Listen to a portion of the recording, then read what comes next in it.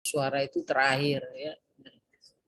Dan memang insya Allah kalau Allah berkenan saya tahun depan pensiun di jabatan Widya Ahli Utama dengan pangkat dengan umur 65 tahun. Harusnya kita di pegawai itu jabatan struktural itu hanya 60 ya, tapi karena saya mengikuti seleksi di Suara Ahli Utama, alhamdulillah saya sudah 4 tahun dan sisa setahun.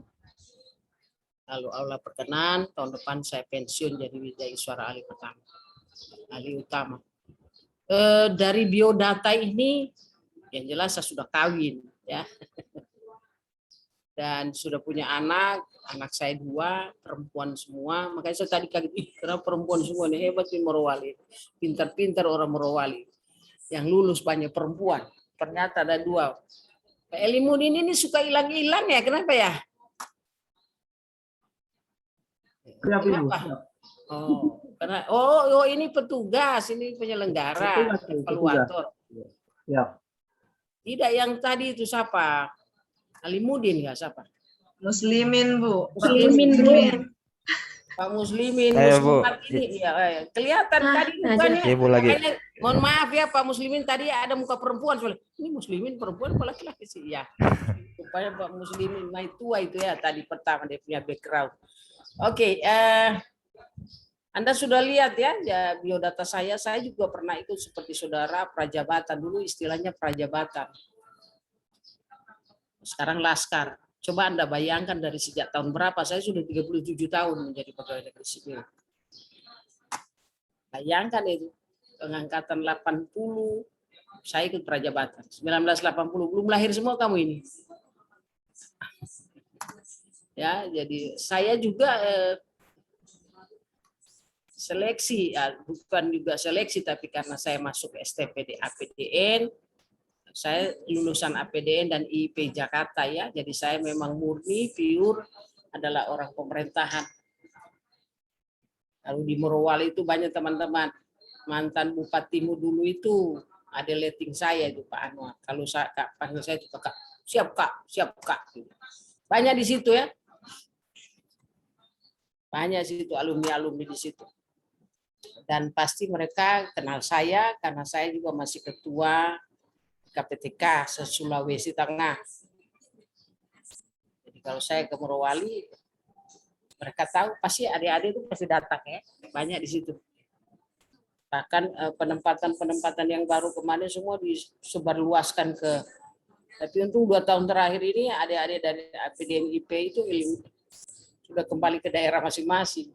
Dulu itu disebar. Ada kasihan yang tidak dikasih pindah. Dan bukan hanya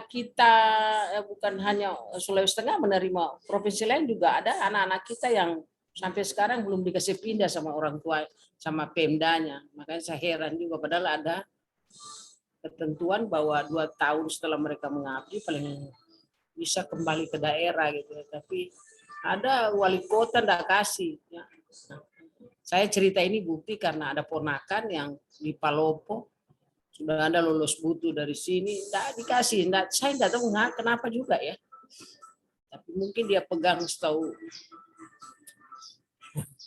ketentuan. Tapi kalau PNS, CPNS, PNS yang seperti kalian tuh 10 tahun baru boleh pindah gitu.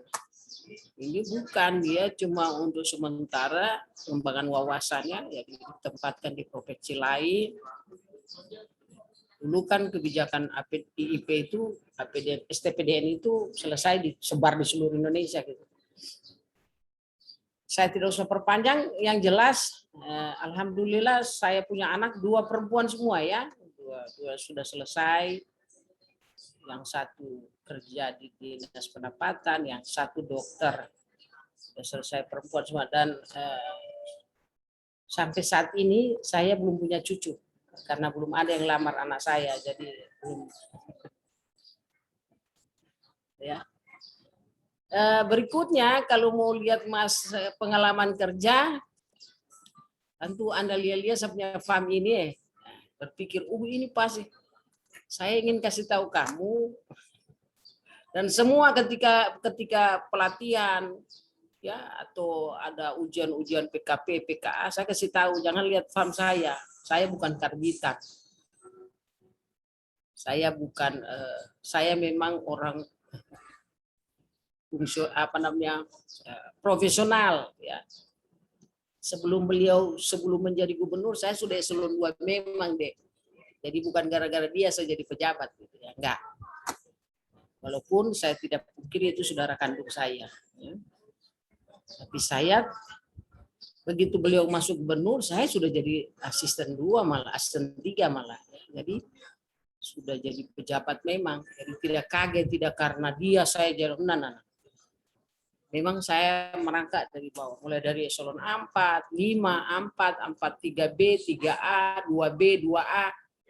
Cuma karena tidak boleh menjadi sekda definitif, ketika saya mengikuti seleksi sekda, sebenarnya saya, tapi dia angkat tangan. Dia bilang sama seknek di kementerian minta ampun itu adik kandung saya. Bagaimana saya mau dilantik gubernur terus adik kandung saya jadi sekda? Orang mau bilang apa? Sebenarnya secara logika dia yang kasih mati karir saya. Tapi mau dia apa? Sudah begitu risiko ya. Saya ikhlas. Mungkin garis tangan Tuhan bahwa saya cuma. Tapi Tuhan ini maha adil. Saya yakin dan percaya. Ketika tidak bisa definitif, sekda definitif mengusulkan menjadi bupati, harus berhenti. Saya yang senior tiba-tiba ada datang surat dari Mendagri. Terus saya jadi pelaksana sekda. Jadi itulah semua sesuatu itu kita ambil hikmahnya. Kalau mau dikejar, kalau belum waktunya enggak dapat itu. Tapi kalau sudah Allah garis tangankan bahwa Anda apapun jadi ya. Makanya saya ketika jadi saya biasa aja. Saya pikir ya sudah. Tanggung jawab lebih diperbanyak. Di satu sisi menunjukkan ke orang bahwa saya bekerja profesional, bukan karena dia, tapi saya profesional. Sehingga saya tidak pakai itu bilang anu kalau tidak sesuai tidak boleh. Tapi saya bukan mencari kesalahan orang, bukan mencari orang ini saya tidak suka, enggak seperti itu ya. Jadi kita betul-betul profesional bekerja. Alhamdulillah sampai saat ini saya menjadi Widya Suara Ahli Utama. Saya tidak pernah dikejar orang karena saya membuat sesuatu hal-hal yang tidak diinginkan oleh bersangkutan. Kecuali saya bicara apa adanya karena aturan. Ada protapnya, ada SOP-nya yang harus kita lakukan, jadi saya kembalikan ke prosedur. Nah, kalau tadi saya katakan pengalaman ini semua saya lalui itu. Tidak pernah, jadi kalau dalam pembinaan karir Anda nanti kita bicara soal manajemen ASN itu betul-betul saya ikuti 1,5 tahun di sini, pindah lagi. Oleh karena itu secara awal saya ingin sampaikan pada saudara, jangan maniak di satu OPD. Kalau Anda dipindahkan dalam rangka pengembangan wawasan atau ada kata kunci karena Anda dibutuhkan di situ sehingga ditarik ke situ. Jangan ambil negatifnya, ambil positifnya. Bekerja supaya kita enjoy. Kalau ada beban kerja, suasana kerja sudah tidak bagus, akhirnya menurunkan etos kerja. Pasti loh. Tapi kita terima dengan lapang dada, dengan bismillah. Semua sudah diatur dari atas, kerjanya enak, santai. Tidak perlu harus terikat dengan, memang perlu penyesuaian. Nah, itu risiko, berarti kita diberikan tantangan untuk menambah wawasan. Tantangan untuk kita mampu menyesuaikan dengan kondisi di mana kita bekerja. Nah, ini yang saya ingin sampaikan pada adik-adik, saudara-saudara ini kan mengikuti menjadi calon PNS ini sudah dipikirkan awal-awal. Ya, saya mau jadi pegawai negeri sipil. Saya harus profesional. Jadi apa nilai-nilai yang Anda dapatkan di dalam Aneka 2 itu sudah Anda lihat, sudah Anda harus tanamkan di dalam diri sendiri, karena ketika masa habituasi itu yang Anda terapkan. Apa yang sudah baik selama ini harus Anda pertahankan, bahkan menjadi karakter gitu ya. Misalnya soal disiplin. Ya, soal kita bicara disiplin mulai dari tata cara berpakaian, tata cara bersikap, bagaimana Anda melaksanakan fungsi dan kode etik PNS, itu yang harus ditanamkan dalam diri Anda gitu ya. Jadi tidak boleh, karena sudah punya komitmen. Nah, saya bahkan ada pernyataan di surat edaran BKN ketika Anda diangkat menjadi persyaratan pengangkatan, bersedia ditempatkan di mana saja di seluruh Indonesia, kan begitu pernyataannya. Kebetulan formasi ini ada di Morowali yang sesuai dengan pendidikan yang saudara tempuh. Jadi konsekuensinya kalau ditempatkan di mana harus terima. Karena ada pernyataan itu yang kadang-kadang memberatkan saudara-saudara, teman-teman adik-adik ini. Saya tidak sesuai. Padahal pertama sudah ada pernyataan itu. Makanya pikirkan baik-baik, dan saya yakin ya dengan kehadiran kamu mengikuti seleksi ini, mengikuti tes PNS dan mengikuti Laskar ini, ya sudah harus berpikir yang realistis. Dalam cara berpikir orang itu tidak lagi, sebenarnya pertemuan kita ini untuk pendalaman materi agenda 3, saya tidak berpikir lagi untuk kita bicara teori sebenarnya. Anda sudah ikuti MUC. Sudah ujian lah, sudah ujian kan, tertulis. Bisa bagaimana Anda. Yang penting adalah bagaimana Anda mengkritisi sesuai dengan ketentuan, mengkritisi apakah sesuai dengan aturan, mengkritisi sesuai dengan kearifan lokal yang ada di situ. Ya. Bagaimana kesepakatan yang ada di organisasimu. Nah itu yang harus saya sampaikan dari awal-awal supaya memberikan semangat dan spirit yang baik bagi Anda untuk bekerja. Karena jangan nanti ketika saudara bilang tidak ada motivasi kerja karena ini saja baru pelatihan saya susah gitu ya. Ada risiko itu. Sama dengan kamu. Ketika Morowali ini saya dua angkatan kalau nggak salah saya ya, angkatan 89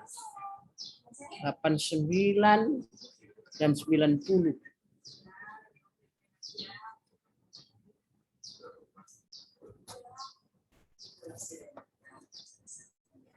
Dan 90. Jadi saya dua angkatan, satu pembimbingan, satu pengampu agenda 3. Nah, saya dari sisi organisasi saya masih ketua Korpri se-Sulawesi Tengah ya. Jadi apa yang sudah kita buat di dalam rangka Korpri ini, kemarin Morowali baru dilantik sama Morowali Utara ya. Ya saya minta sekretaris Korpri yang pergi. Aduh, waktu itu masa pandemi, jalan kamu saja, masih muda dan masih kuat di jalan. Dulu kan masih ada pesawat, sekarang kurang satu minggu satu kali ya. Apa sudah setiap hari? Saya sudah lupa ikut. Sudah setiap hari pesawatnya atau belum ada? Jawab, Pak Muslimin. Aduh. Pak Muslimin is low, bandwidth-nya low. Di situ pesawatnya sudah tiap minggu atau sudah hari-hari? Ada yang bisa jawab? Sini. Apa? Saya baca Muslimin network bandwidth is low, jadi rendah, lemah atau punya bandwidth. Ya, makanya hilang-hilang ini. Saya tanya yang lain, pesawat di sana sudah setiap hari atau setiap minggu?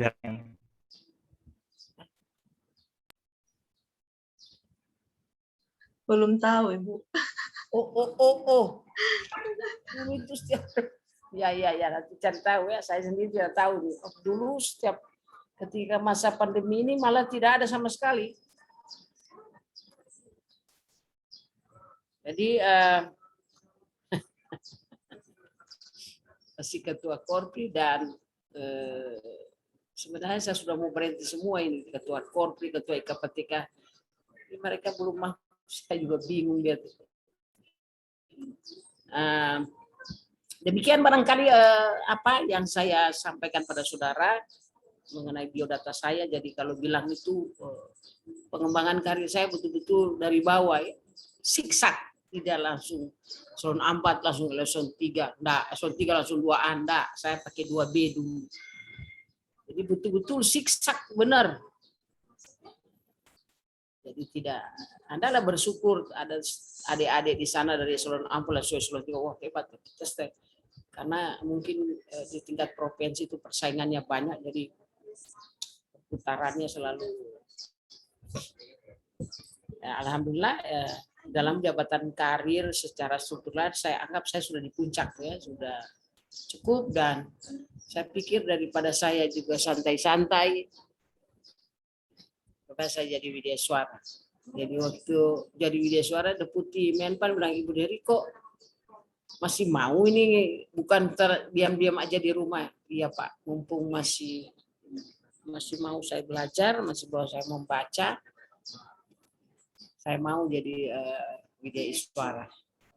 Itu juga ditanyakan ketika saya bilang, kan kita ujian.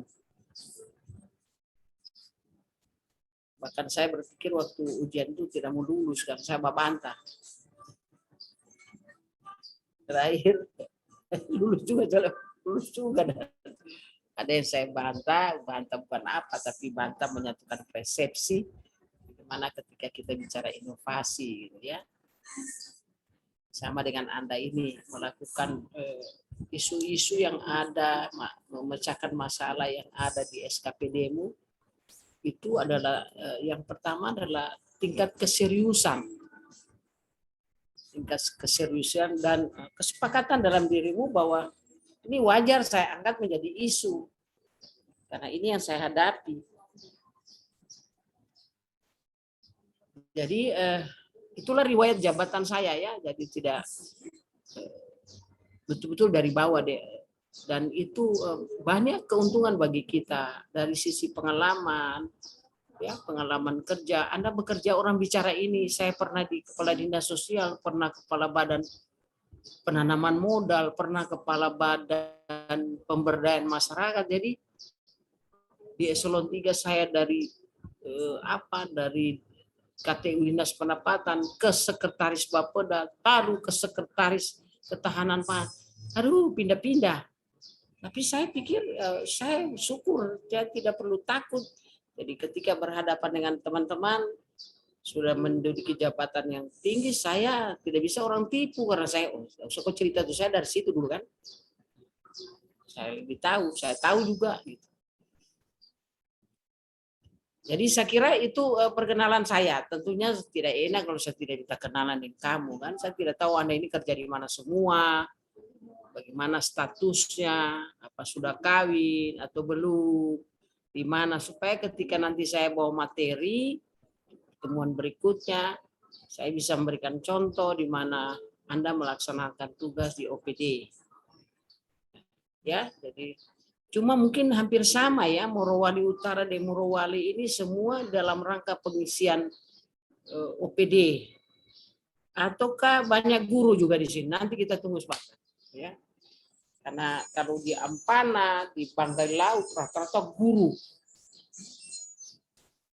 10 orang, 11 orang itu guru semua. Aduh. Atau tenaga kesehatan. Balance. Ini mungkin kalau saya lihat ini banyak di OPD, kalau tidak salah ya, nanti saya dengar sebentar. Oke, saya minta dulu yang nomor 1 karena mukanya yang kelihatan besar ini, Ibu Ika, coba. Habis itu seterusnya ya.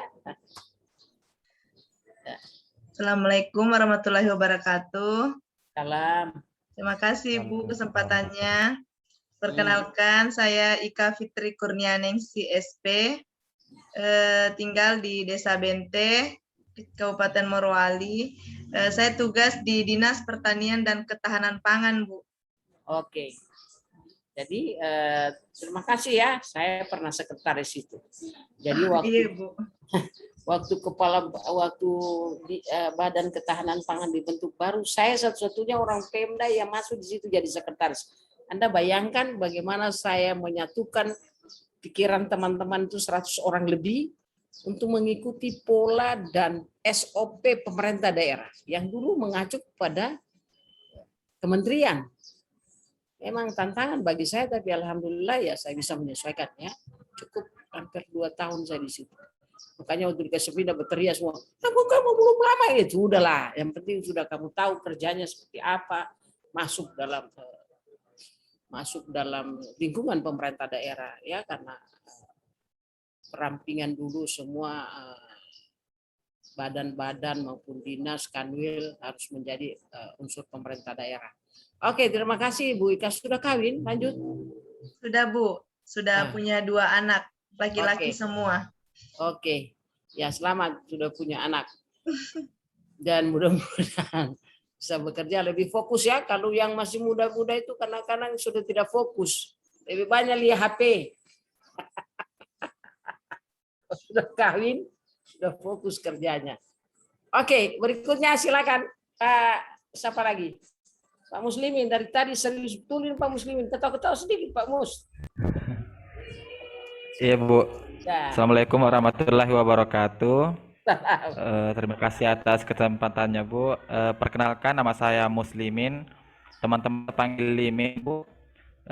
Saya unitnya di Dinas Pemuda Olahraga dan Pariwisata sebagai analis ekonomi kreatif. Oh, bagus itu ya. Sudah kawin Pak Muslimin? Tidak dapat dengar. Belum. Pantas di background kau punya profil tadi itu. Ini Muslimin perempuan apa laki-laki? Karena perempuan, waduh, dia cinta sekali ceweknya tuh. Backgroundnya adalah cewek itulah. Oh berarti. Oke Pak Muslimin, selamat ya Anda kita berharap dengan Anda di situ banyak perubahan di Dinas Pemuda Olahraga, misalnya banyak minimal olahraga yang tuntutan masyarakat, dan saya pikir juga di Morowali itu harus melahirkan atlet-atlet yang baik ya. Anda hobimu apa olahragamu? Main voli sih Bu, tapi tidak terlalu terampil juga. Voli. Memang orang Poso, Morowali itu rata-rata tukang main voli ya.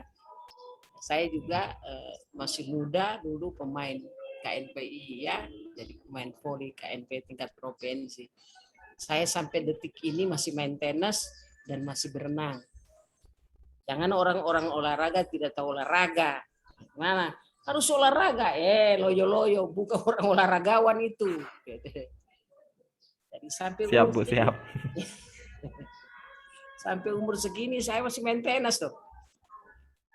Masih berenang 1 minggu 3 kali. Saya masih berenang ya di laut. Orang bilang banyak buaya. Iya di sana. Yang banyak di pantai itu buaya darat. Kalau buaya itu dia cari orang. Saya berenang tidak mencari buaya, tapi berolahraga. Oke, apalagi di Morowali ada Sombori ya. Nanti saya ada kasus Sombori itu bagaimana peningkatan pariwisata ya. Kalau Sombori itu sebenarnya itu masuk di bukan Sombori dan Teluk apa saya lupa tadi. Kasusnya saya kasih sama kamu. Nanti kamu fotokopi nanti. Kalau belum kawin kau dengar-dengar memang di 10 di sini. Ada yang belum kawin enggak? Tapi tadi Ibu Ika sudah kawin. Ya kita tunggu yang lain ya. Tapi saya kira ketika penguatan itu capacity building memperkenal diri, sudah tahu dia 40 orang itu siapa yang belum kawin. Kau list memang mana yang bisa jadi teman. Oke, makasih Pak Muslimin, jangan marah ya, saya banyak bercanda. Mengantuk kamu kalau setiap bercanda. Ya, Bu. Ibu Kasih, Tami. Bu. Ya, terima kasih Pak Muslimin. Ibu Tami lagi. Assalamualaikum warahmatullahi wabarakatuh, Ibu. Salam. Ya, perkenalkan saya Utami Cahyaningsih. Saya bekerja di instansi SMP Negeri 3 Bungku. Oh, berarti guru deh ya? Iya, guru ya. IPA, Ibu. Iya. Status? Sudah menikah. Alhamdulillah sudah punya 3 anak. Waduh, hebat. Nggak boleh ya. Yang belum kawin ingat tuh di sini ya. Selain Utami, kamu ini adalah pelaksana kebijakan pemerintah. Apa itu yang bisa dilakukan oleh kebijakan pemerintah yang bersangkutan dengan adalah KB. Kalian ada peserta aktif KB, tidak boleh lebih dari 2. Ya, jadi saya kasih tahu yang belum kawin tidak boleh lebih-lebih. Memang di agama tidak dilarang itu, tapi kita adalah pelaksana apa yang menjadi kebijakan pemerintah. 2 cukup. Saya juga berpikir kemarin kenapa saya tidak tidak kasih, ya cuma karena kondisi ya saya cuma dikasih 3 sebenarnya ya. Anak saya yang pertama meninggal laki-laki, dapat 2, 3 itu perempuan semua. Sudahlah, mau ditambah sudah. Tapi saya sampai sekarang berpikir, aduh cuma 2 orang ini. Kalau sudah pergi semua di bawah orang, sudah sisa saya sendiri di rumah. Ya terus risiko ya. Tapi saya ingin sampaikan teman-teman yang lain yang belum kawin, ingat keluarga berencana, Anda pelaksana. Nah, jadi Anda Oke. Terima kasih Bu Tami sudah memperkenal diri, mengajar di sekolah. Apa tadi di sekolah apa, Bu? Di SMP Negeri 3, Ibu. Oh, di SMP Negeri 3 di daerah Di Bungku Tengah. Bungku Tengah. Ya. Oke. Berikutnya silakan Ibu Dewi. Soalnya Assalamualaikum warahmatullahi wabarakatuh. Salam. Perkenalkan, nama saya Dewi Risnayanti, asal instansi Dinas Pertanian dan Ketahanan Pangan, Jabatan Pengawas Penyakit dan Pengendali Penyakit Hewan. Status sudah menikah dan alhamdulillah sudah punya anak 1, Bu. Terima kasih. Terima kasih Bu Dewi. Oh, itu dulu peternakan disatukan yang ketahanan pangan di situ. Iya, Bu. Oh. Saya di bidang peternakan, Bu. Oke, di bidang peternakan berarti Anda disatukan ya. Memang sekarang jadi tren lagi penyesuaian OPD itu untuk tidak tumpang tindih. Kemarin ini kan kita sudah disampaikan dalam rangka reformasi birokrasi, 9 area reformasi birokrasi termasuk rampingan organisasi. Jadi banyak tugas-tugas yang tadinya berdiri sendiri jadikan satu dengan lingkup sektor pertanian. Jadi Anda itu di lingkup sektor pertanian secara utuh. Padahal Dinas Pertanian ada ya, Bu ya? Dinas Pertanian kan ada? Iya, Bu. Oh, Kita bernaung di Dinas Pertanian, Bu. Peternakan. Oh, tapi disebut Badan Ketahanan Pangan. Tidak, Bu. Dinas Pertanian dan Ketahanan Pangan. Oh, Tidak. Dinas Pertanian dan Ketahanan Pangan. Iya. Bu, Jadi ya. disadikan satu. Oke. Makasih Bu Dewi. Terima kasih, Bu. Banyak program di situ di dalam rangka pemberdayaan masyarakat. Bagaimana verifikasinya, ya, apalagi Anda di dalam rangka penanggulangan penyakit hewan ya, ini yang penting.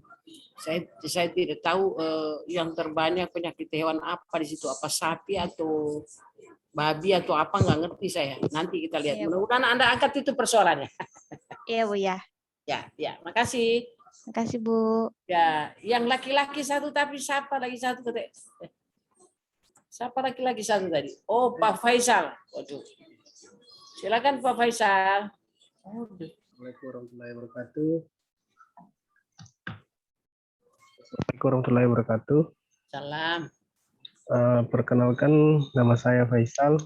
Saya bekerja di instansi SDN Negeri Bungkeu, Kecamatan Bungku Pesisir, Kabupaten Morowali. Alamat domisili saya di Desa Laveu, Kecamatan Bungku Pesisir. Status sudah menikah, anak 1. Oke. Makasih Pak Faisal, Bapak Guru ini berarti Bapak Guru. Ya, berikutnya saya minta Restiawati Andrea. Ya, Bu, terima kasih atas kesempatannya. Perkenalkan, nama saya Restiansi Andrea, biasa dipanggil Resti. Saya bertugas di instansi Badan Pengelolaan Keuangan dan Aset Daerah, Bu. Ya. Status belum menikah. Oh, fungsional apa nih, Dek? Ya, Jabatan Pengelola Laporan Keuangan, Bu. Wow, ya. Jadi memang mengelola keuangan ini banyak. Berarti Anda akuntansi ya?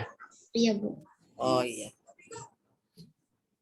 Jadi begitu ketahuan ya sudah tahu berarti mengelola. Bagaimana bahasa menyelesaikan SPP, SPID yang sekarang sudah maju ya harus memakai istilah fish in, fish out. Apa yang diselesaikan lebih dulu, yang masuk dan selesai lebih dulu. Ya. Tapi saya tidak tahu Anda bertugas di mana, apa di bidang akuntansi, atau di bagian anggaran, atau di bagian apa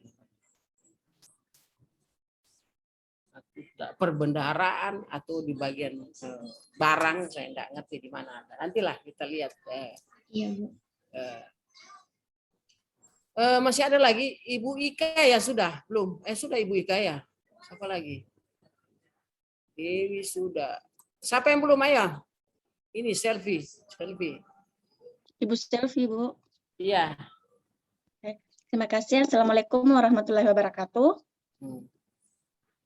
Perkenalkan, nama saya Selvi Ramadhani, bekerja di SDN Panimbawang, Kecamatan Bungku Selatan. Alamat domisili Labota, Kecamatan Bahodopi. Status sudah menikah dan alhamdulillah anak Begitu anak tak stop. Anak berapa? Anak berapa Bu? 1. Oh iya. Tidak, soalnya tadi. 1, Bu. Oh, ya. anak 1, Bu. Oke, ya. Tadi kamu karena jaringan kali ya. Oke, terima kasih Bu. Waduh, Bahodopi jauh banget ya. Ya, tapi kan sudah rame di Morowali, itu rame, lebih rame dia dari kabupaten lain karena sekian perusahaan yang ada di situ. Hati-hati, paling banyak orang Cina. Jangan ini orang Cina. Iya, Bu. Alamat di sini tapi tugasnya di daerah pulau. Alamat Daerah KTP pulau? di Bahodopi tapi tugas di daerah pulau, Kecamatan Bungku Selatan. Iya, itu makanya saya jauh, saya tahu Anda jauh gitu ya, jauh sekali Jadi pengisian guru ini adalah PGSD, pengisian untuk guru sekolah-sekolah terpencil ya, itu formasinya itu. Ya, jadi bukan untuk apa. Saya tahu kalau sudah guru pasti ini terpencil. Dan perjanjiannya 10 tahun baru pindah. Ya. Terima kasih Ibu Selvi. Saya persilakan Ibu Rahma Nilasari. Baik Bu, terima kasih atas kesempatannya. Assalamualaikum warahmatullahi wabarakatuh. Salam. Perkenalkan, nama saya Dr. Rahma Nilasari, Esket. Saya bekerja di instansi Puskesmas Bahodopi, Bu, dengan jabatan fungsional Dokter Umum Ahli Pertama. Oke, Ibu Dokter ya, Ibu Rahma Nilasari. Dari mana Bu dokternya? Dari mana? Makassar? Dari sini Bu, asli sini Bungku. Bukan. Kau punya sekolah kedokteran di mana? Sekolah kedokterannya di Palu, Bu. Oh, Universitas Al-Khairat. Oh, di Al-Khairat. Ya. Iya, Bu. Oke, terima kasih Bu Rahman Nilasari. Sudah kawin Bu Rahman? Sudah, Bu. Oh. Saya kira dulu. Kemudian yang berikutnya siapa lagi nih ya? Devita Agustina sudah ya? Belum, Bu. Belum. Silakan Devita. Ya, baik Bu, terima kasih atas kesempatannya. Perkenalkan, nama saya Devita Agustina Lanusa, SPD. Instansi tempat saya bekerja di SDN Tanona, Kecamatan Menui Kepulauan. Guru, Bu? Status, iya Bu. Iya, guru. Status sudah menikah, ya kalau anak sementara hamil, Bu. Oh iya. Ya apa-apa. Berkah itu kalau hamil ya. Iya, asal jangan mengurangi nilai kerja, semangat kerja harus bekerja terus. Iya, Masih ada yang belum memperkenalkan diri ini?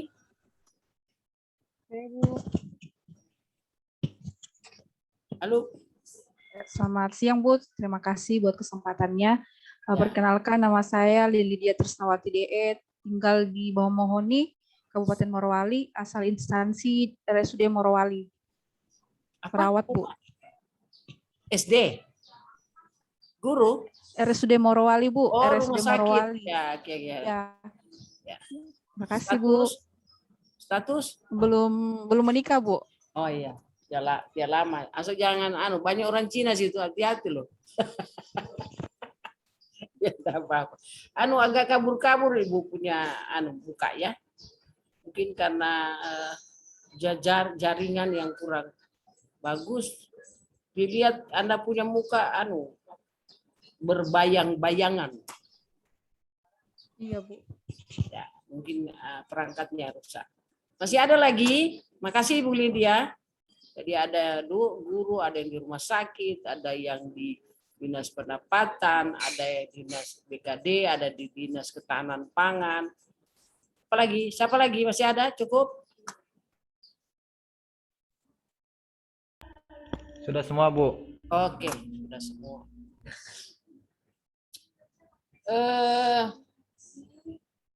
Hari ini saya sebenarnya bolehlah sedikit saya antar mata pelajaran karena kita bicara soal agenda 3. Saya screen dulu ya sedikit aja, tapi yang jelas tidak selesai ini ya, kita bicara soal well of government.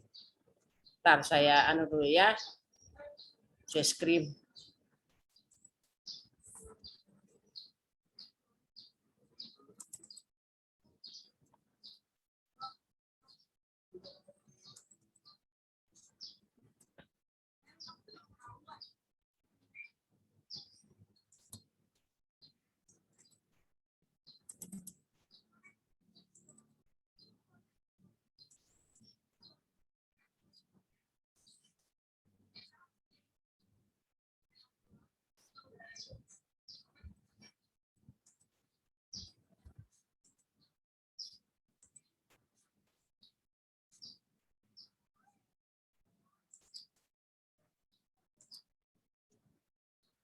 Apa ini ya?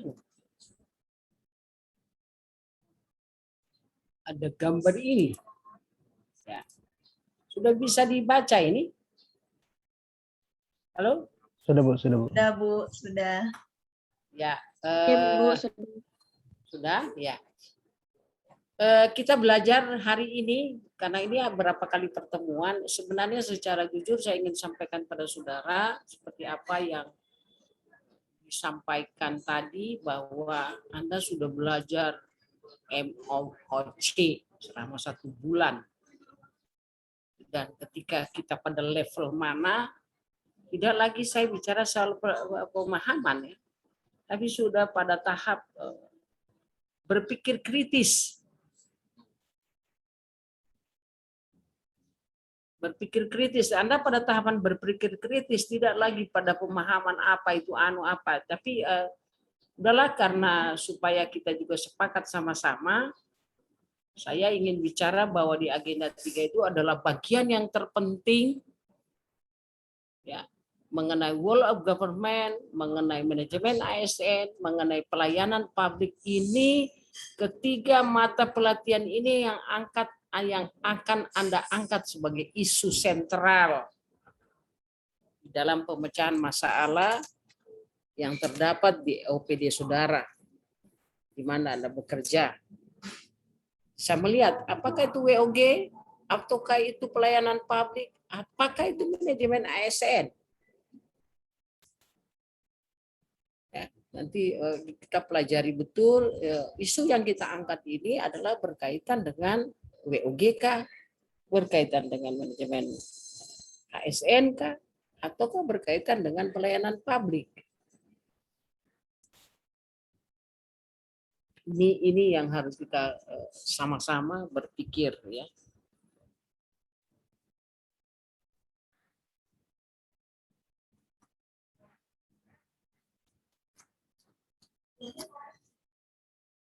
Nah, ketika kita berbicara soal ini, tentunya tidak lepas dari 3 mata pelatihan. Ya, tadi saya bilang kalau Anda buka biodata saya, bisa dilihat ya. Ini sudah jelas. Pengalaman kerja, sudah baca sendiri saja. Ada di Laskar. Kamu pernah bisa buka Kolobja? Tidak bisa? Untuk sekarang Belum, lagi Bu. bermasalah, Bu. Bisa, Bu. Ya, Belum bisa. makanya tidak ditahu ini. Tentu juga mata pelajaran ini setengah mati ya. Oke. Jadi ini saya punya pengalaman kerja. Di mana saja semua.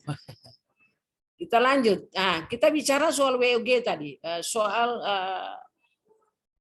kedudukan dan peran ASN dalam NKRI mengatur. Nah, langsung ini, mengatur tentang bagaimana dirancang dan memberikan penekanan pada kemampuan berpikir. Sekarang lagi di level berpikir ketika kita bicara soal beberapa agenda di Laskar itu, kita sudah tidak berpikir pada pemahaman, tapi sudah berpikir pada pemahaman yang kritis terhadap konsep dan praktek penyelenggaraan pemerintahan. Yang kita pelajari teori itu bagaimana penerapannya. Apakah sesuai? Nah, kalau secara faktual juga harus undang-undang harus itu dilaksanakan, ya harus kita lakukan kembali ke basic gitu ya. Nah, inilah Anda diikut sertakan dalam mempelajari dan mengikuti Laskar itu. Nah, ini harapan pemerintah, termasuk harapan Kabupaten Morowali, melahirkan pegawai-pegawai yang profesional, tidak copy paste, tidak mengharapkan template saja yang bisa tapi bisa melakukan apa yang bisa bermanfaat bagi pemerintah daerah, utamanya bermanfaat bagi kinerja organisasi. Jadi selalu harus berpikir kritis, apalagi sudah ikut pelatihan seperti ini. Tidak boleh hanya, oh ya sudah kerja saya itu, uraian tugas saya saja itu, tidak boleh. Bagaimana Anda menganalisa dan mengkritisi semua kebijakan itu kalau tidak sesuai dengan kebijakan yang ada.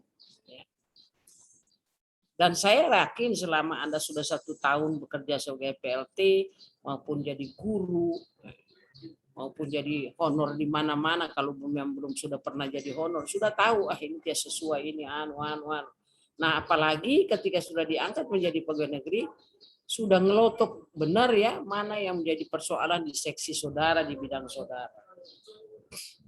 Jadi kita ketika bicara tadi agenda 3 ini mengenai agenda kedudukan, peran dan PNS dalam NKRI.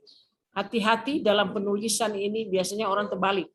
Dia tulis peran dulu baru kedudukan. Dan enggak, kedudukan dulu baru peran. Apa kedudukan kita? Bagaimana etika kita? Kode etik kita nanti kita belajar di manajemen ASN ya. Mata pelatihan agenda ini ada terdiri dari 3 ya. Well of Government, kemudian manajemen ASN dan pelayanan publik.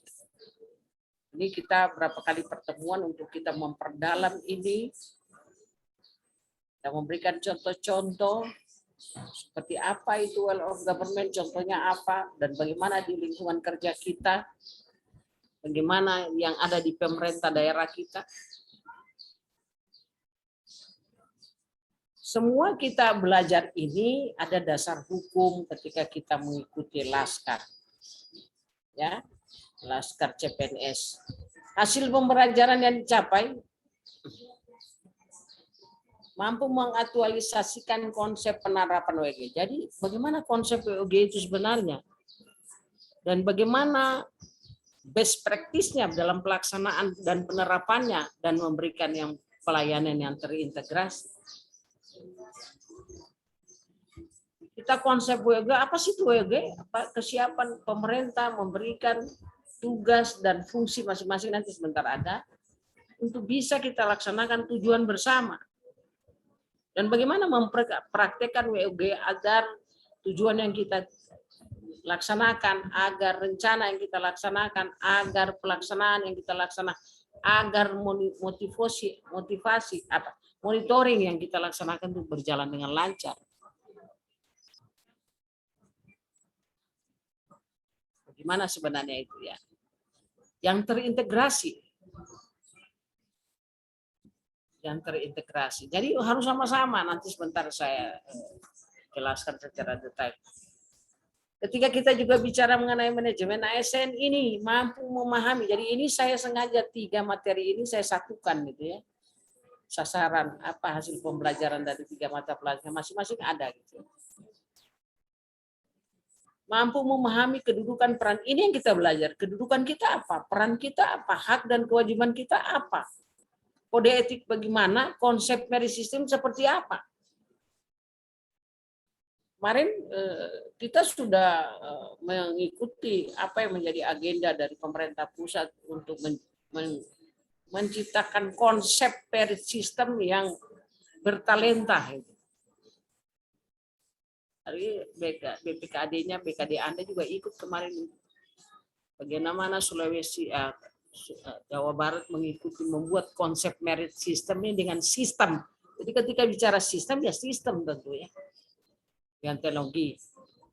Dalam pengelolaan ASN dan pengelolaan ACN. Jadi pengelolaan ACN ini, kalau kita bicara pengelolaan ASN berdasarkan Undang-Undang Nomor 5 tahun 2014 dan PP 11 dirubah PP 17 2021 adalah mulai dari proses penyusunan formasi sampai pada perlindungan. Ya, ada 12 item. Kemarin ketika di konsep merit system ini untuk program mutasi tidak dimasukkan, program pengembangan ada. Jadi betul-betul ketika konsep merit system itu sebenarnya ketika bicara merit system sebenarnya dari awal ya pengadaan itu dari formasi itu betul-betul pengangkatannya pegawai itu sekarang dengan pengangkatan ada pegawai P3K betul-betul karena spesifikasi pendidikan berdasarkan analisa jabatan dan analisa pekerjaan sehingga dibutuhkan tenaga sarjana ini pada OPD itu. Jadi pengangkatan saudara ini berdasarkan analisa kebutuhan. Pada OPD tertentu berapa sebenarnya dibutuhkan sarjana pertanian misalnya di pertanian dan ketahanan pangan. Berapa sebenarnya dibutuhkan sarjana pertanian? Berapa dibutuhkan sarjana peternakan? Pertanian ini ada berapa macam jurusannya kan gitu. Peternakan ini ada berapa macam?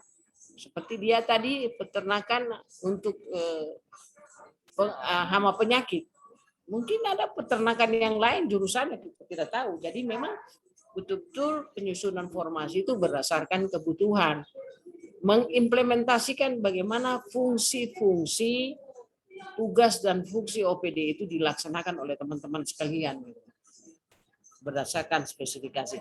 Sehingga ada bahasa mengatakan the right man and the right place, penempatan orang sesuai dengan pendidikan dan jabatannya. Tapi kan sekarang ini jadi persoalan, pasti Anda katanya juga nanti kenapa sekarang adanya? Iya itu. Persoalan pertama itu adalah persoalan perampingan organisasi. Pada di eselon 3, eselon 4 atau PKP, PKA itu tidak sesuai dengan spesifikasi pendidikannya ya karena korban dia sudah eselon memang sudah diangkat. Terus kalau perampingan apakah harus diberhenti? Sebenarnya dalam aturan boleh saja diberhentikan. Tapi ada pemerintah daerah masih memikirkan bahwa ini masih bagus dia dipakai karena masih bisa. Jadi dia ditempatkan. Walaupun banyak yang tidak sesuai lagi dengan dia punya ilmu, disiplin ilmu. Pasti juga yang lain-lain di OPD, di lain ini pasti lihat loh kok ini dia sarjana ini ada di sini gitu. Pasti seperti itu. Nah, bagaimana pengelolaan? Kalau kita bicara soal pengelolaan ini, waduh. Kalau dulu saya pernah jabatan, dari semua pasal yang ada dalam Undang-Undang Nomor 5 itu, peraturan pemerintahnya kan di breakdown, ada PP-nya. Setiap PP itu dia ajarkan. Jadi sudah semacam disosialisasikan. Seharusnya kalian juga ini setelah MOC membaca semua peraturan pelaksanaan dari Undang-Undang ASN itu. Termasuk yang dikeluarkan oleh BKN mengenai cuti. Kemarin ada perubahan lagi. Banyak sekali ya, banyak sekali perubahan-perubahan dari PP. Karena di antara 1000 sekian pasal di Undang-Undang Nomor 5 2014 itu belum semua diterbitkan PP. Jadi masih banyak menggunakan PP yang lama. Permendagri undang-undang yang lama. Padahal kita sudah 2 kali perubahan PP. Dari Undang-Undang nomor 5, nomor 11 dulu 2017, kemudian lagi sekarang 2017 tahun 2021. Tapi yang penekanannya hanya soal, kalau saya lihat di situ hanya penekanan pada seleksi ya, panitia pansel untuk jabatan tinggi pratamanya. Kemudian bagaimana mekanisme pemberhentian dari mereka yang menduduki jabatan karir dan jabatan politik. Bagaimana cara pemberhentian? Bahkan sekarang cuti dengan PP yang baru, cuti lagi ada peraturan yang baru. Bukan cuti disiplin ya. 19/2001. Dulu PP 30 kita pakai itu undang-undang cuti, peraturan pelaksanaan cuti PNS. Sekarang berubah. Nah, pertanyaan sekarang, apa sudah dibaca itu? Jadi ini banyak sekali ya, pegawai negeri sipil ini banyak sekali aturan-aturan yang harus kita baca, yang harus kita tahu. Jadi tidak boleh hanya diam di tempat.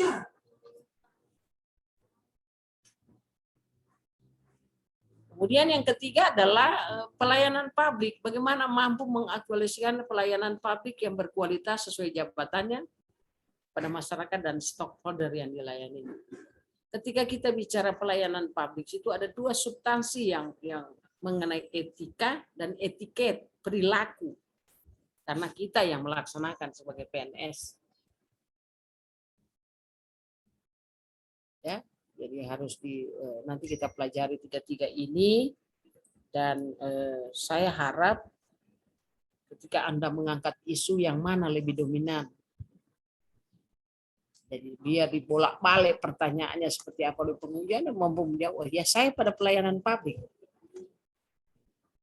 Keterkaitannya dengan kegiatan itu adalah pada pelayanan publik misalnya. Keterkaitannya dengan ini adalah lebih dominan ke manajemen ASN misalnya.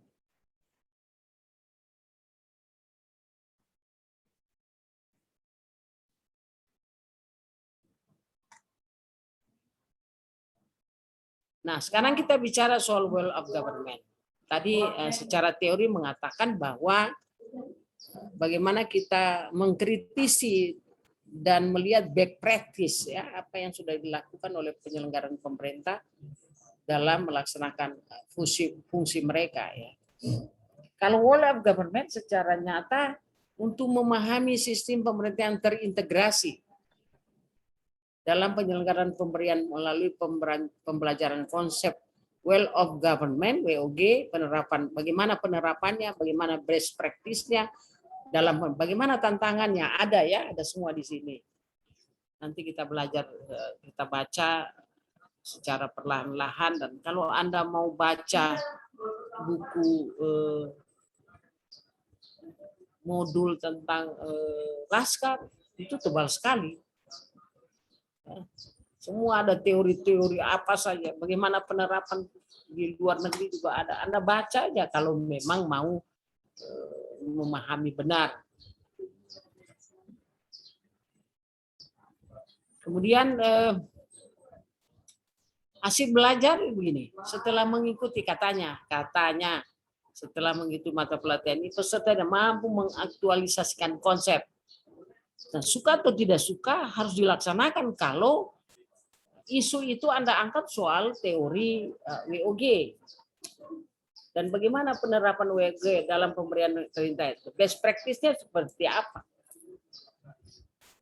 Mengikuti kearifan lokal, mengikuti nilai-nilai organisasi atau tidak?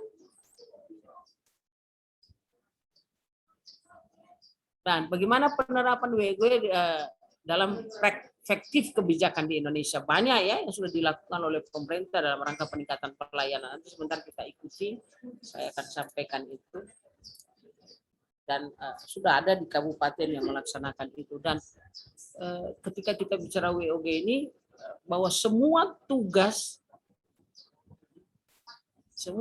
ini sudah diserahkan, ya, tugas pemerintahan ini sudah diserahkan oleh Presiden, Wakil Presiden kepada seluruh menteri. Kepada badan usaha milik pemerintah, non pemerintah, untuk melaksanakan apa yang menjadi kewajiban dalam rangka pemenuhan tuntutan masyarakat. Ya. Kan kita berjanji, pemerintah berjanji di dalam pembukaan Undang-Undang Dasar 45 asal melindungi masyarakatnya, mensejahterakan. Nah, ini adalah konsep WOG, bagaimana sebenarnya penerapan WOG dalam keseharian. Semua tugas pemerintah itu semua dibagi habis, tidak ada yang tertinggal. Apakah itu tugas urusan wajib atau urusan pilihan, semua sudah diserahkan. Nanti dipisahkan mana yang menjadi urusan pusat, mana yang menjadi urusan pemerintah daerah, provinsi, mana yang menjadi urusan kabupaten. Tapi ketika kita bicara urusan wajib, tidak boleh dilaksanakan. Makanya coba Anda baca di visi misi kabupaten, pasti yang urusan wajib itu yang menjadi prioritas, misalnya masalah kesehatan, pendidikan, pengentasan kemiskinan, sekarang kebijakan pemerintah mengenai penurunan stunting, termasuk KB ini masih terus dilaksanakan. Banyak kebijakan itu ya. Jadi itu hasil belajar katanya kalau sudah WGO sudah bisa, apalagi dalam penerapan di kantor.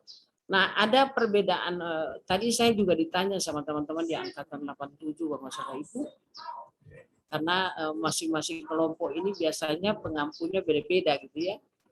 Tapi saya pikir bagaimana cara Anda berpikir bahwa ini bisa diterapkan di internal atau eksternal, kalau bicara WOG ya.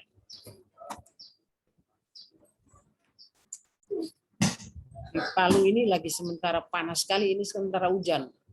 Hujan. Berikutnya indikator hasil belajar katanya. Nah, setiap pemberian materi itu bahan tayang itu harus ada 2 tadi. Ya.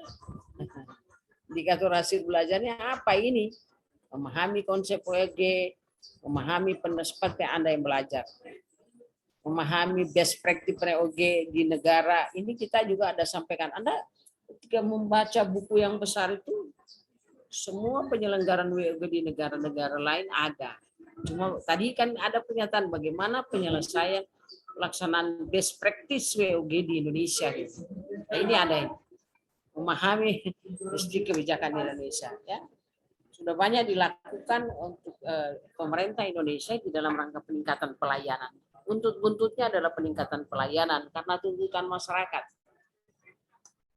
Baik manajemen ASN juga itu ya tuntutan masyarakat, katanya pegawai itu belum profesional. Ada pakai dinas, pergi di pasar, pergi di mall, pakai lambang lagi. Jam kantor pakai nama dan lambang lagi. Ada yang betul-betul juga menghilangkan identitas. Jam kantor dia tidak mau pakai nama. Ada yang anggapan begitu bahwa kita belum disiplin. Nanti besok kita belajar lagi tentang WOG. Bagaimana manajemen ASN, nanti saya jelaskan bagaimana sebenarnya pegawai itu. Kemudian berikutnya ini yang saya bilang tadi, keterkaitannya. Jadi ini tidak bisa berdiri sendiri. Karena ketika kita bicara tentang kesiapsiagaan negara, analisa isu kontemporer, ini bisa-bisa saja ketika kita bicara pengangkatan isu yang ada pada tugas saudara, mungkin saja ada titipan dari pemerintah daerah tentang isu-isu kontemporer yang harus Anda angkat, bisa. Tapi selama ini saya belum pernah melihat teman-teman yang Laskar itu mengangkat isu-isu kontemporer. Ya, misalnya persoalan mengenai dunia maya, mengenai apa namanya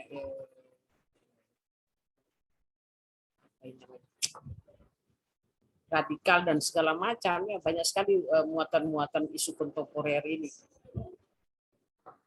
Justru saya ingin mengangkat persoalan-persoalan yang secara ini sama kamu melaksanakan tugas, nanti saya suruh fotokopi dan kamu akan paparkan. Bagaimana tentang manajemen ASN, ada isu yang disampaikan oleh Dirjen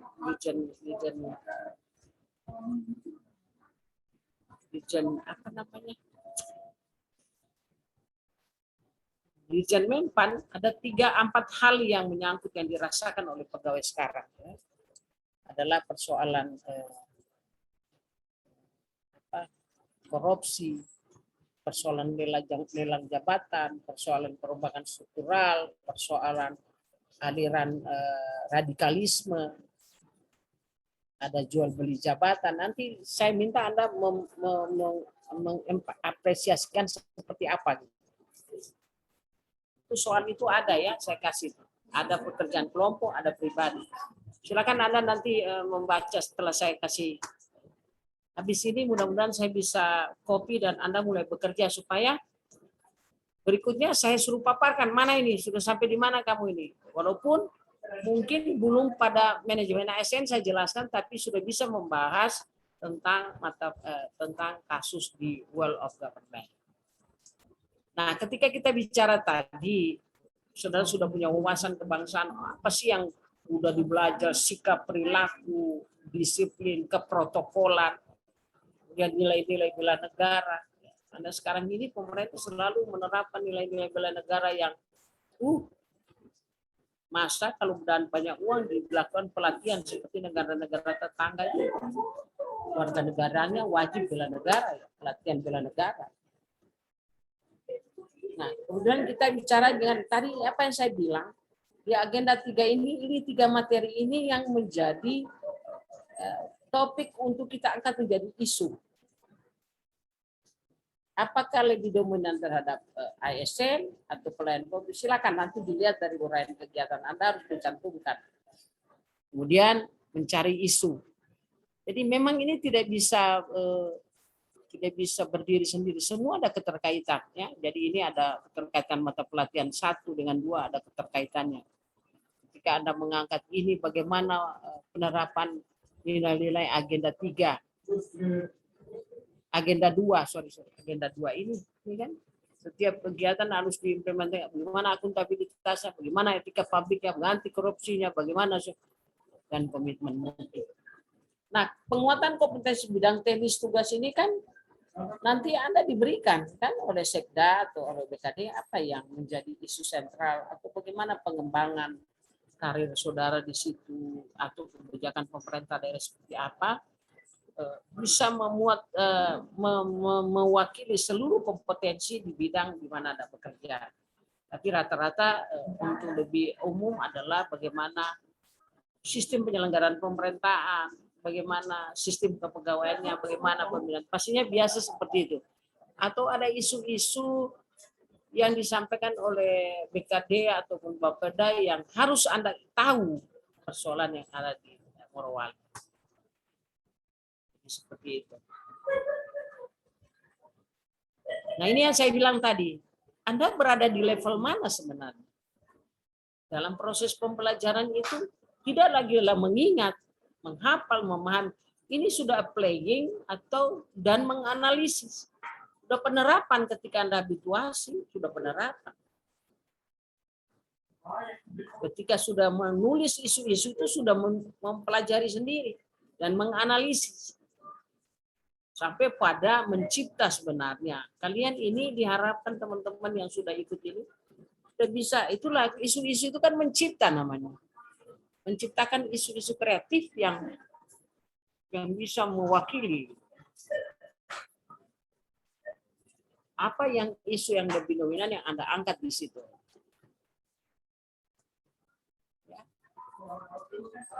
Nah, ini kita bicara konsep, definisi, mengapa WOG. Sebenarnya tidak usah lagi saya mau kasih tahu ini, tapi sudahlah kasih ingat-ingat ulang. Kamu sudah lupa pasti ini karena sudah belajar banyak. Masih ingat, oh iya. Penerapan dalam pelayanan publik, bagaimana cara, tantangannya, praktik dalam pelayanan. Jadi ini semua yang harus Anda tahu ya. Bagaimana penerapan, bagaimana caranya, bagaimana tantangan dengan praktik. Nanti saya akan jelaskan sedikit. Definisi WOG kan tadi bagaimana apa itu WOG? Policy development adalah pengembangan kebijakan yang terintegrasi dalam merespon satu isu tertentu. Itu yang saya bilang tadi.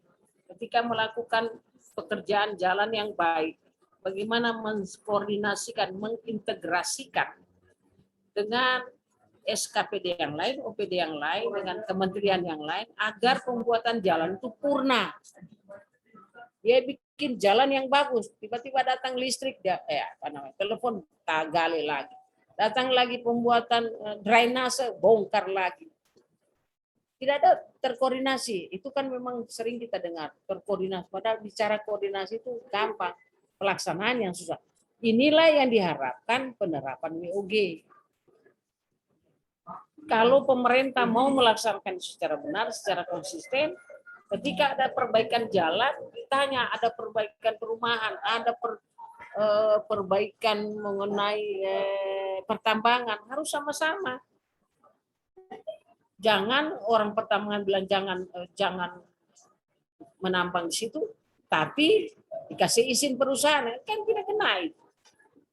Sama semua supaya penambangan di situ terbagus, bisa terrealisasi, harus sama-sama supaya bupati tidak mengeluarkan lagi izin. Oh, enggak bisa, itu daerah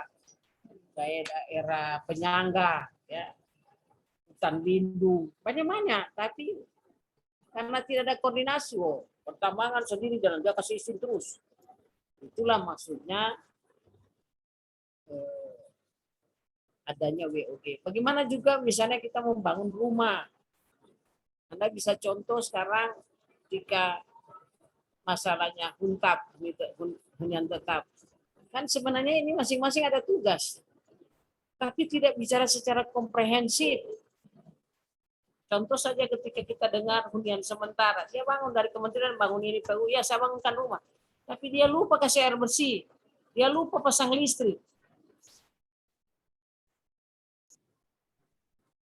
Dia lupa membangun fasilitas umum. Nah ini jadi memang perlu kolaborasi. Masing-masing tugas jelas, bagaimana praktek pelaksanaan, supaya ketika penyerahan rumah, apakah huntara, hunian tetap, semua selesai. Itu yang dilakukan bekerja sama secara terintegrasi.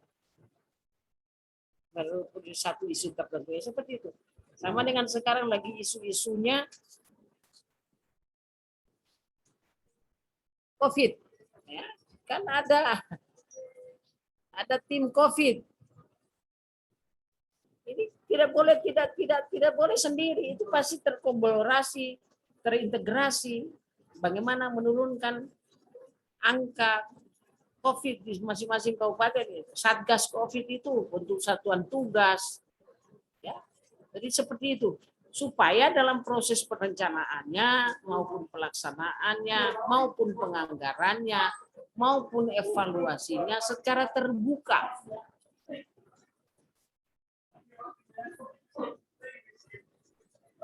Nah, ini juga melakukan program manajemen pengelolaan program terpusat, dan kalau kita bicara program manajemen ini mulai dari proses perencanaan, teman-teman, secara teknis, ya. Kalau kita belajar soal manajemen, prinsip-prinsip manajemen, fungsi-fungsi planning, actuating, controlling, dan evaluasi, itu harus bersama-sama, karena program manajemen yang mulai dari proses perencanaannya, bagaimana pelaksanaannya, bagaimana hasilnya, dan terstandarisasi, semua pakai standar. Misalnya penggunaan kabel, orang pakai ini ada standarnya, ya, membangun ini, jaringan ini, membagi pipa yang sama, semua ada standarisasinya.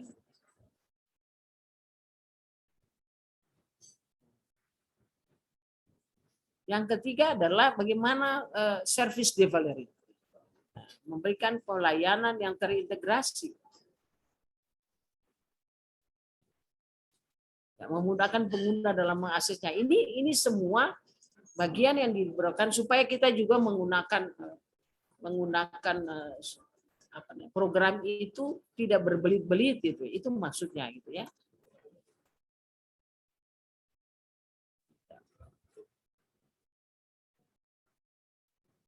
Mengapa well of government harus dilaksanakan? Ini katanya.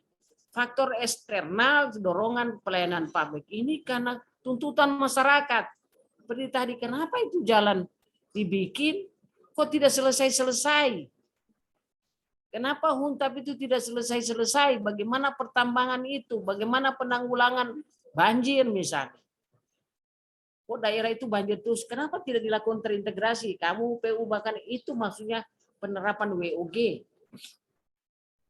Karena itu tuntutan masyarakat.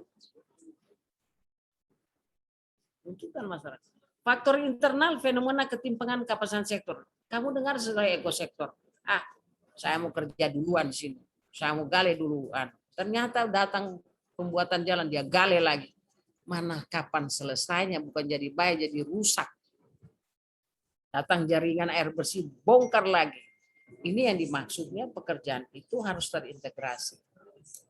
Nah, di dalam rangka pemberian pelayanan ini tidak hanya bersifat untuk program yang bersifat infrastruktur, tapi juga pelayanan administrasi yang terintegrasi dan pelayanan barang dan jasa. Saya kira Anda bisa pelajari betul itu ya. Kemudian bagaimana, mengapa, kenapa harus diterapkan will of government? Keragaman latar belakang nilai, budaya, adat yang mendorong untuk disintegrasi. Maaf, misalnya dalam satu OPD dia punya nilai organisasi begini. Datang lagi ini, oh tidak, makanya Anda kan sering lihat ada ego sektoral, tidak mau dengar yang lain, pokoknya saya punya jalan sendiri. Itu yang kita mau hilangkan itu ya. Dengan teori WOG ini adalah menghilangkan ego sektoral. Kemudian nilai-nilai yang ada dalam organisasi berbeda. Pasti berbeda. Nah, bagaimana? Siapa yang paling penting di situ adalah pemimpinnya ya sebenarnya. Bagaimana dia mengeliminir semua persoalan-persoalan dalam.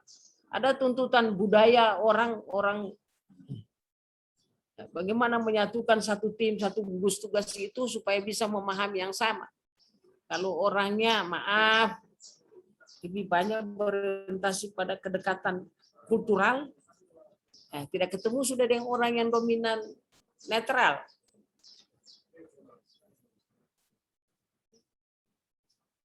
Jadi ini yang mau dihilangkan, sekat-sekat itu yang dihilangkan gitu. Jadi ketimpangan sektoral ini dan penerapan WLB. Bagaimana best practice-nya nanti kita lihat, sebentar kita lihat ya. Tapi ini waktu kurang 5 menit, apa-apa, kita masih banyak pertemuan, Anda belajar dulu. Nah, kategori yang dilakukan koordinasi, penyertaan, ya, pengembangan dampak, kemudian dialog. Ini koordinasi juga masuk kategori WG. Planning, perencanaan bersama, kerjasama sementara, integrasi, joint working, kolaborasi bersama, joint venture. Jadi ada melihat perusahaan joint venture itu pasti perusahaan kerjasama dengan lintas entitas yang dimiliki bersama dibentuk sebagai mekanisme interaktif. Bisa ini, ya. Kedekatan dan aliansi, strategi merger, ya. Unifikasi dan masing-masing masih nampak penggabungan ke dalam struktur baru. Iya, merger ini kan yang menjadi persoalan juga. Bagaimana menyatukan itu tadi dengan orang dan tipikal dan perilaku yang berbeda-beda, sangat sulit ya. Seperti saya tadi bilang, ketika saya menjadi sekretaris ketahanan pangan, waduh, saya menghadapi 100 orang lebih yang dengan latar belakang background pengangkatan mereka menjadi pegawai kementerian yang harus dirubah mindsetnya untuk mengikuti SOP, pola pelayanan yang dilakukan oleh pemerintah daerah yang versi Mendagri. Beda sudah. Itu tantangan. Ya. Itu tantangan.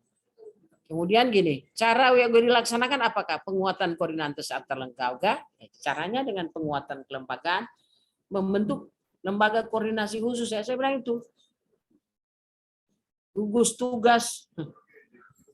Banyak sekali ya lembaga-lembaga yang bertanya. Juga di sektor pendidikan banyak itu membentuk gugus tugas, di sektor kesehatan banyak.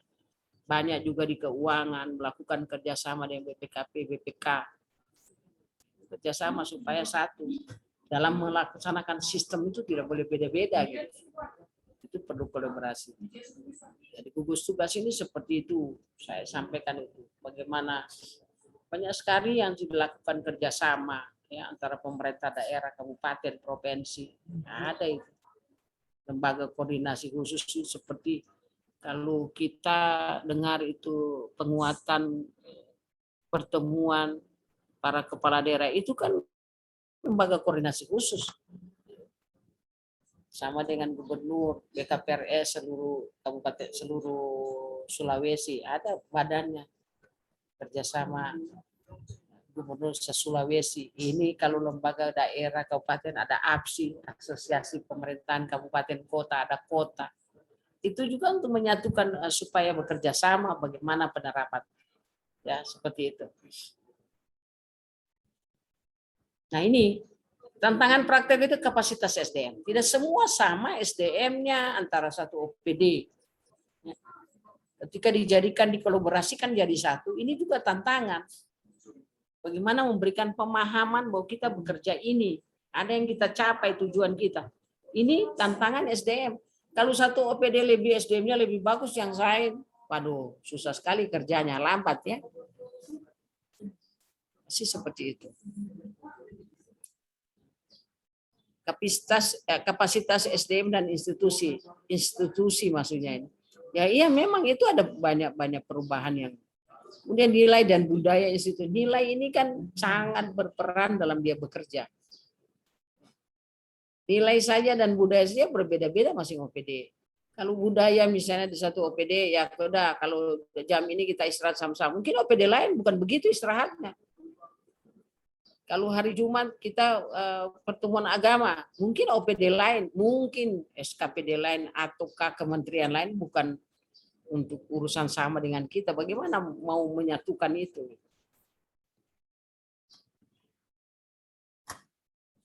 Ya, jadi saya bilang tadi juga adalah bagaimana ini tantangan ini adalah faktor kepemimpinan. Kalau tidak ada komitmen antara pemimpin dengan semua bawahan di situ, pasti praktek WFB ini akan terhambat ya. Karena lain pemimpin, lain kepala bidang, lain kamu, lain staf.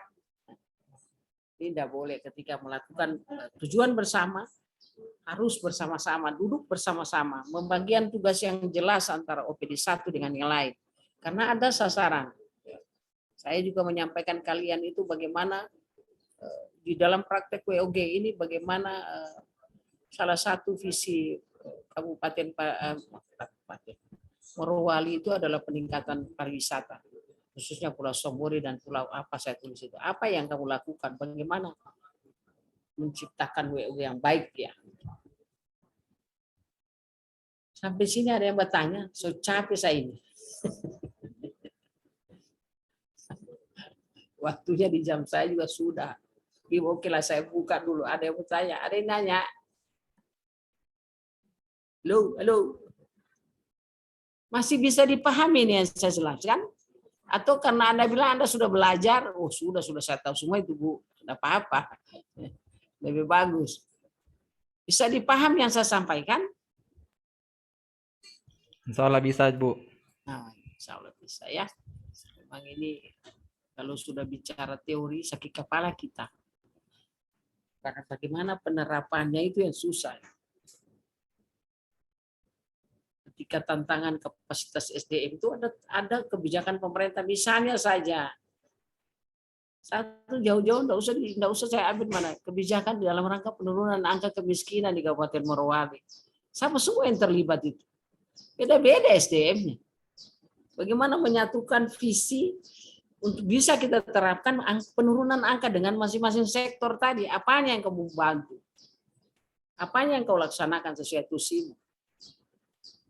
Ada OPD yang cepat sekali, tapi ini karena kolaborasi, terintegrasi, dan dilaksanakan secara komprehensif karena target penurunan secara kuantitas, ada target.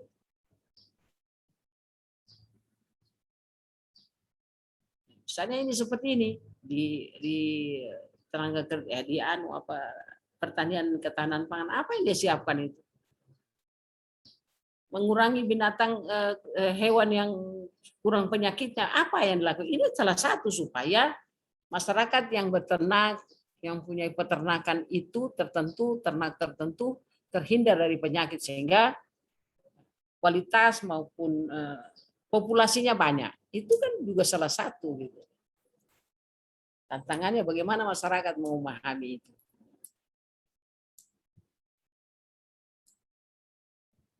Jadi apalagi soal nilai budaya. Aduh, Anda kalau masuk di situ jangan jam sore deh. Orang lagi misalnya minta maaf. Ketika orang lagi ibadah, ya mana mau bisa mau bicara. Kamu panggil rapat atau kamu panggil kita turun, ya enggak akan ikut itu. Bagaimana budaya lokal yang biasa diterapkan di sana. Kalau sudah itu ya harus ikuti dulu itu. Kemudian kepemimpinannya tadi saya sampaikan, ini perlu kesepakatan. Makanya katanya kalau pemimpin yang berhasil, bagaimana pemimpin itu mampu menjelaskan, menerapkan visi dan misi organisasi yang dia bangun dengan kesepakatan bersama.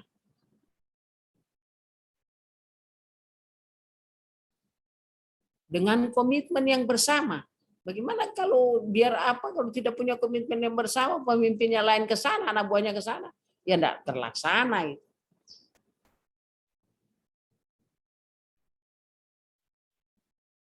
Ini sudah mau sedikit lagi. Kemudian saya sampaikan tadi praktek WG dalam pelayanan publik itu ada administrasi, jasa, barang, regulasi. Administrasi ini kan harus bersama-sama ya. Bagaimana menciptakan misalnya ketika melakukan evaluasi format apa yang dipakai misalnya. Sistem administrasi apa yang dipakai dalam melaksanakan tujuan kita ini? Kan mesti ada kesepakatan gitu. Itu dalam praktek WOG dalam pelayanan. Bagaimana jasanya? Pelayanan jasanya. Bagaimana prosedurnya, SOP-nya? Kemudian bagaimana barang yang digunakan? Sama-sama memakai ini, pakai standar ini, barang ini. Nah, bagaimana praktek WOG dalam pelayanan regulasinya seperti apa? Aturannya bagaimana? Ada perlu kesepakatan sama? Ada perubahannya?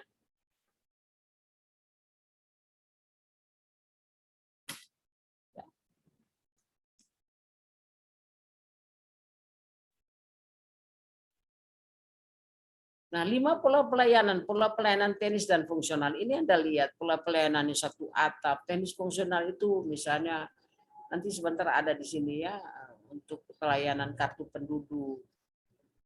Itu kan pelayanan teknis namanya, fungsional ya. Selain pelayanan terpusat ada itu PTSP, pola pelayanan elektronik. Ini sekarang karena kita punya kementerian Kominfo, bagaimana sistem penggunaan pola pelayanan elektronik, pelayanan satu pintu bagaimana, ini 5 pola pelayanan, satu atap bagaimana seperti misalnya penulisan STNK itu kan satu atap. Ini berapa orang di sini? Berapa OPD di sini? Di sini berapa orang di sini? Di sini juga melibatkan orang lain. Bagaimana juga pola pelayanan terpusat, siapa semua? Misalnya bentuk perizinan, layak pakai kendaraan, bisa untuk jasa, untuk pajak, bisa saja semua di situ.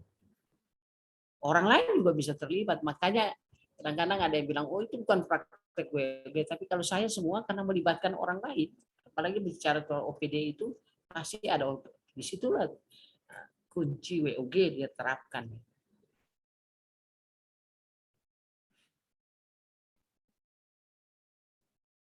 Nah, best practice-nya ini bagi orang, bagi kita adalah cara kerja yang baru. Memang baru, sangat sulit yang menyesuaikan.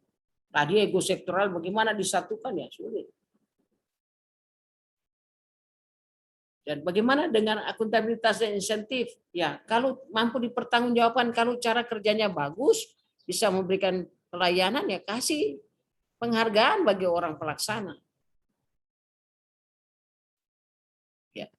Bagaimana budaya filosofi ini, best practice-nya budaya filosofi dijadikan satu supaya tidak tersekat-sekat.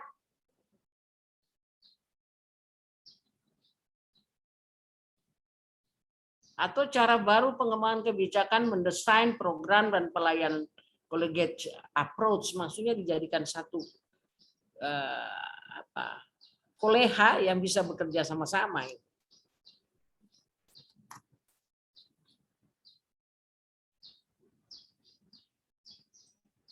Nah, Saya ini agak cepat-cepat sedikit ya, karena saya punya maksud di pertemuan kita ini WOG bisa selesai, karena saya kasih tugas Anda ini ada ya.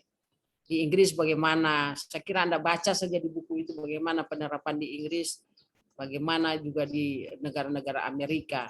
Malaysia one service, one delivery, no wrong door, tidak ada salah pintu.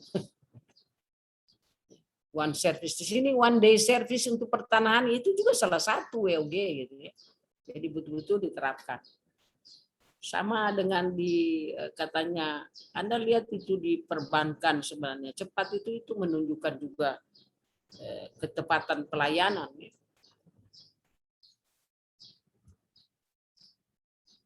Integrated portal ini pola pengamanan, memang WOG-nya mereka bagus sekali ya.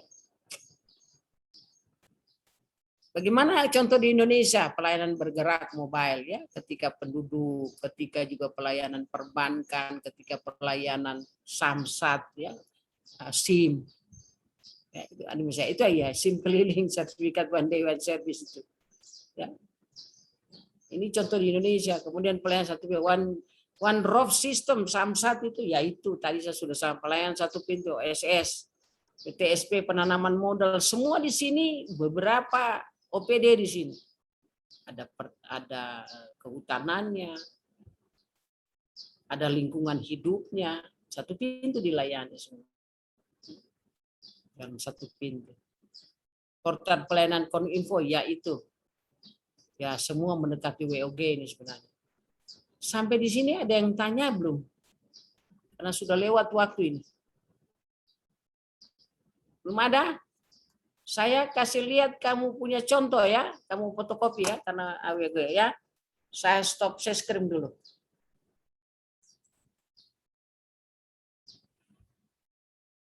Aduh, cara lagi tadi saya salah. Padahal gitu.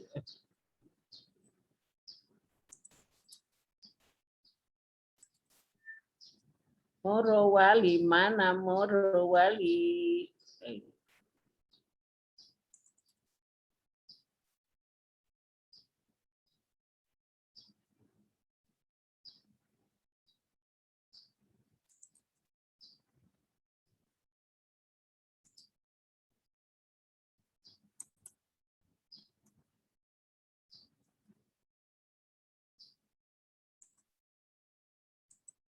Ya, coba Anda copy nih, ya.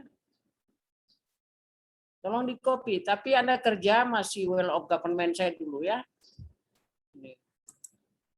Kemudian ini, nah, ini. Ada saya sebutkan bagaimana. Anda copy aja dulu semua ini, masalah nanti ketika saya selesai. Kalau memang sudah bisa dikerjakan semua lebih bagus lagi. Walaupun materinya saya pikir kamu sudah bisa kok itu.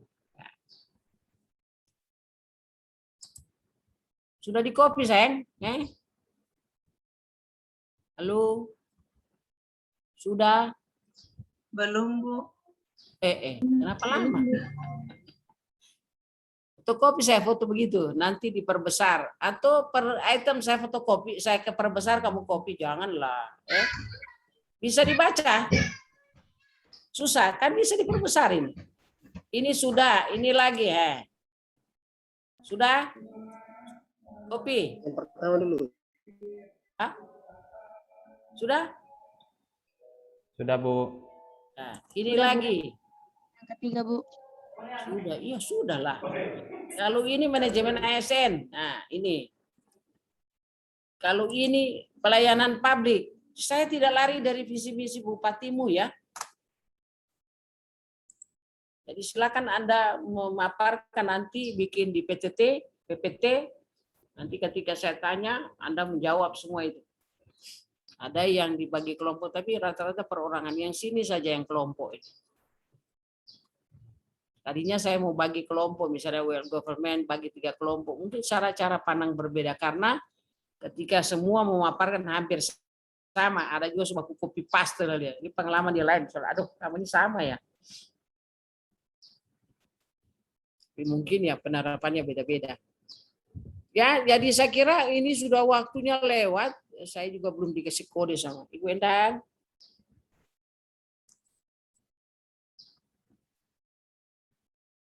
Endang. Siapa Pak ini? Sudah lewat 10 menit saya punya ini. Apa belum? Menurut kamu jamu pas ya? Sudah. Atau sampai sini ada yang bertanya? Sambil menunggu kita dikasih keluar. Kita disatukan maksudnya. Ada yang mau tanya?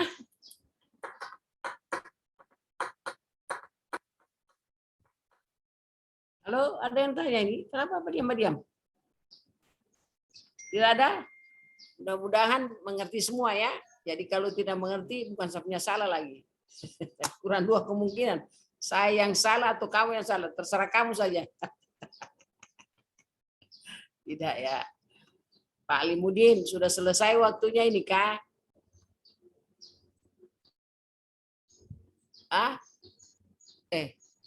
Imut Pak Imut ya. Sudah kan? Sudah selesai Bu. Hanya waktunya sudah selesai. Tinggal menunggu Ibu Endang. Iya. Nah, itu dia suka kembali. Break room. Iya. Oke.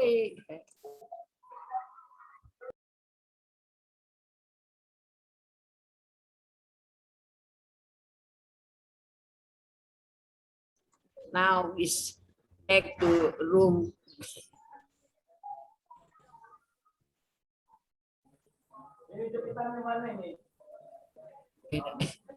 Kamu izin dulu.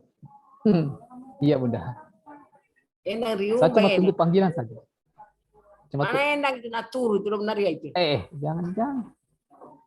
Halo host. Di mana kau host? Oke, nanti sampai ketemu di pertemuan berikutnya. Masih kita baru pertemuan pertama ini Pak. Iya. Oke, iya Bu. Saya duluan ya karena ada yang mendesak sesuatu. Oke Bu, ya. Oke. Ya, sampai ketemu. Terima kasih untuk kelompok 1 sampai ketemu ya di besok kalau nggak salah ya. Bukan. Ya besok siang ya. Besok Bu, jam 7:30. Dirubah sayang. Karena pagi saya masih menguji PKA. Oh iya Bu. Para pejabat ya saya ditunjuk menguji, makanya saya udah minta. Nanti sore kalian ya jam 3:30 lah paling tidak ya. Habis saya usahakan selesai itu 10. Kalau tidak selesai, kamu tunggu tetap nanti. Dan sudah disetujui oleh host ini Pak. Siap, Endang. Bu. Oke, Endang, sampai ketemu. Iya, siap Bu. Ya, makasih kelompok 1 sampai ketemu besok. Makasih, assalamualaikum. 4 ya Bu. Sama-sama Bu. 3:30 besok ya. Ya, insya Allah iya. Assalamualaikum. Waalaikumsalam. Baik Bapak Ibu, untuk materi siang hari ini sampai di sini. Ibu Dery sudah keluar. Kita boleh berdoa dulu sebelum live. Pak Asmaul Husna boleh pimpin doa sebelum mengakhiri materi. Baik Ibu, terima kasih. Untuk peserta, duduk siap. Good. Angkatan 90 golongan 3 telah selesai menerima materi. Laporan selesai.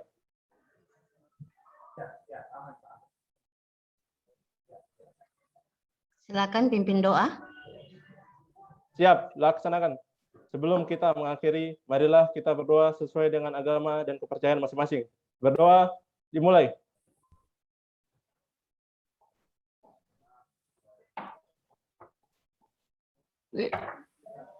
Selesai. Serah di tempat. Baik, terima kasih Bapak Ibu. Pak Muiz masih ada di sini. Terima kasih untuk sudah kesediaannya memberikan materi pada siang hari ini. Ibu Stince masih ada ini? Ibu Stince. Baik, terima kasih. Saya izin live juga ya. Masih ada. Silakan Pak. Oke. Baik, terima kasih Bapak Ibu. Dengan berakhirnya materi pada sore hari ini, kami selaku host dan rekan kami Ibu Marni dan rekan kami juga dari Kabupaten Morowali mengucapkan terima kasih atas kesediaan Bapak Ibu yang telah hadir di sini. Terima kasih juga kami ucapkan untuk. Terima kasih Bu. Iya. kasih Bu Enda. Wabillahi taufiq wal hidayah. Assalamualaikum warahmatullahi wabarakatuh. Kita bertemu besok 7:30 ya. Untuk Iya, Bu. kelompok 2, 3, dan 4. Siap, Bu. Ya, Siap, Bu. untuk kelompok Waalaikumsalam 3 dan warahmatullahi 4. wabarakatuh. Terima kasih, Bu. 8. Iya. Silakan di live. Ya, terima kasih Bu. Terima kasih.